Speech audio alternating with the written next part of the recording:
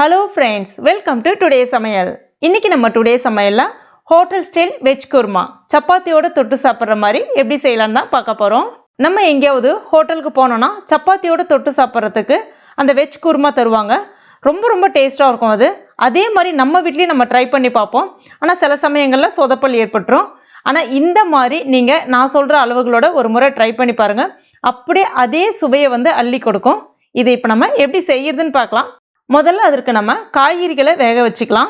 அதுக்கு ஒரு பாத்திரத்தில் அரை கப் பீன்ஸ், அரை கப் கேரட், ஒரு கப் உருளைக்கிழங்கு, ஒரு கப் காலிஃப்ளவர், அரை கப் பட்டாணி.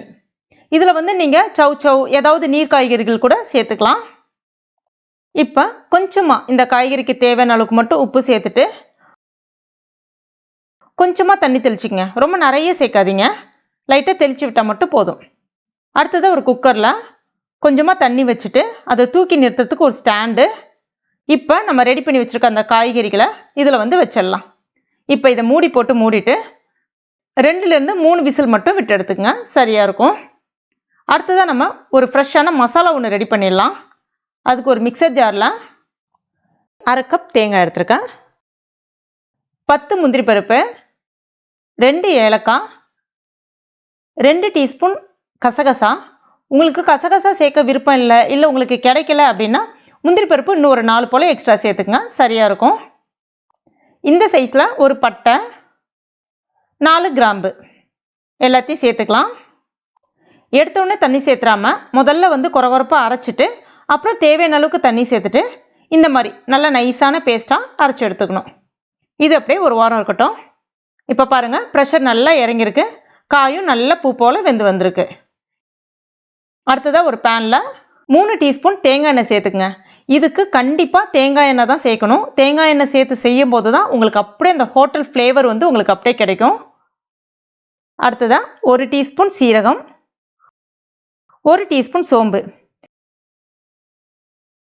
இது எல்லாமே கொஞ்சம் பொரிஞ்சு வந்த பிறகு ஒரு மீடியம் சைஸ் பெரிய வெங்காயத்தை நல்லா பொடிசாக கட் பண்ணிவிட்டு சேர்த்துக்குங்க.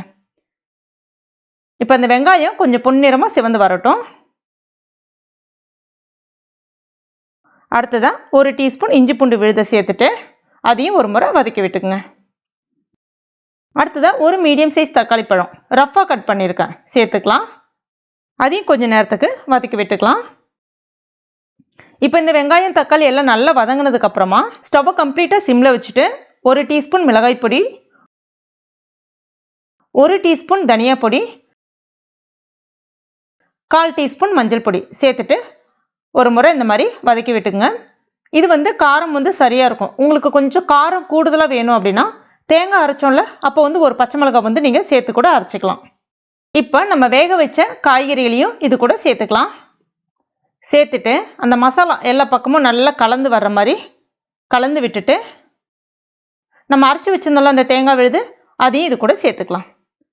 கூடவே அந்த மிக்சர் ஜார்லேயே கொஞ்சமாக தண்ணி சேர்த்துட்டு அதையும் சேர்த்துக்கலாம். இப்போ இந்த குருமாக்கு தேவையான அளவுக்கு உப்பு சேர்த்துக்குங்க. ஏற்கனவே நம்ம காய்கறி வேக வைக்கிறதுக்கு உப்பு சேர்த்துருந்தோம், அதனால் பார்த்து சேர்த்துக்குங்க. இப்போ ஒரு முறை கலந்து விட்டுட்டு இதை கொஞ்சம் நேரத்துக்கு மட்டும் கொதிக்க வைங்க. ரொம்ப நேரம் கொதிக்க வைக்கக்கூடாது, ஏன்னா இதில் எல்லாமே நம்ம நல்லா வேக வச்சிட்டோம். இப்போ இந்த மாதிரி ஒரு கொதி வந்த பிறகு அரை கப் தயிர், நல்ல ஃப்ரெஷ்ஷான தயிரை எடுத்திருக்கேன். நல்ல ஒரு முறை இந்த மாதிரி கடைஞ்சி விட்டுட்டு கட்டிலாம் இல்லாமல் கடைஞ்சி விட்டுக்குங்க. சேர்த்துக்கலாம். சேர்த்துட்டு ஒரு முறை கலந்து விட்டுக்குங்க. அடுத்ததாக கூடவே இது வந்து ஆப்ஷனல் தான், 2 டீஸ்பூன் அளவுக்கு காய்ச்சிட்டு ஆற வச்ச பால் வந்து சேர்க்குறேன். உங்களுக்கு இது தேவையில்லை அப்படின்னா நீங்கள் வந்து ஸ்கிப் பண்ணிடலாம். சப்போஸ் தயிர் வந்து ரொம்ப புளிச்ச தயிராக இருந்துச்சுன்னா கண்டிப்பாக நீங்கள் பால் வந்து கொஞ்சம் கூட தான் சேர்க்கணும். அப்போ தான் உங்களுக்கு அதே டேஸ்ட் வந்து அப்படியே கிடைக்கும். இல்லை தயிர் வந்து புளிக்கலை நார்மலாக இருக்குது அப்படின்னா நீங்கள் பாலை வந்து கம்ப்ளீட்டாக ஸ்கிப் பண்ணிக்கலாம். ஆனால் 1 டீஸ்பூன் பால் சேர்த்து செய்து பாருங்கள், செம்ம டேஸ்ட்டாக இருக்கும். அப்படியே உங்களுக்கு ஹோட்டல் சுவையை வந்து அள்ளி கொடுக்குன்னே சொல்லலாம். அவ்வளோதான். இது வந்து ஜஸ்ட் ஒரு 3 நிமிஷம் மட்டும் அப்படியே கொதிக்கட்டும். அவ்வளோதான், சூப்பராக ரெடி ஆகிடுச்சு. நல்ல ஒரு வாசனை வந்துக்கிட்டு இருக்குது. இப்போ நம்ம ஹோட்டலுக்கெலாம் போனோன்னா ஒரு ஸ்மெல் ஒன்று வரும்ல, அவ்வளோ ஒரு ஃப்ளேவர் வந்துக்கிட்டு இருக்குது. இது இப்போ ரெடி ஆகிடுச்சு. அவ்வளோதாங்க, ஹோட்டல் ஸ்டைலில் வெஜ் குருமா ரெடி ஆகிடுச்சு. இப்போ இதை வந்து நம்ம சப்பாத்தி கூட அப்படி வச்சுட்டு தொட்டு சாப்பிட்டோன்னா வேறு லெவலாக இருக்கும். நீங்கள் ஒரு முறை இதே மெத்தட்லேயே நான் சொன்ன அளவுகளோட உங்கள் வீட்டில் ட்ரை பண்ணி பாருங்கள். ஃப்ரெஷர்ஸும் ட்ரை பண்ணி பாருங்கள். அப்படியே வந்து அதே சுவையை கொடுக்கும். ரொம்ப ரொம்ப டேஸ்ட்டாக இருக்கும். ஒரு முறை செய்துட்டிங்கன்னா போதும், திரும்ப திரும்ப இதே மெத்தட்லேயே வீட்டில் செய்ய சொல்லி கேட்பாங்க. அந்த அளவுக்கு டேஸ்ட்டாக இருக்கும். கண்டிப்பாக ட்ரை பண்ணி பாருங்கள்.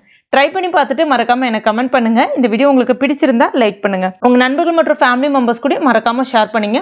மேலும் இது போன்ற டேஸ்டி ரெசிபிகளுக்கு நம்ம டுடே சமையல் இது வரைக்கும் நீங்கள் சப்ஸ்கிரைப் பண்ணலைன்னா உடனே சப்ஸ்கிரைப் பண்ணிங்க. கூடவே மறக்காமல் அந்த பெல் நோட்டிஃபிகேஷன் சிம்பிளையும் ப்ரெஸ் பண்ணிங்க. தேங்க்யூ.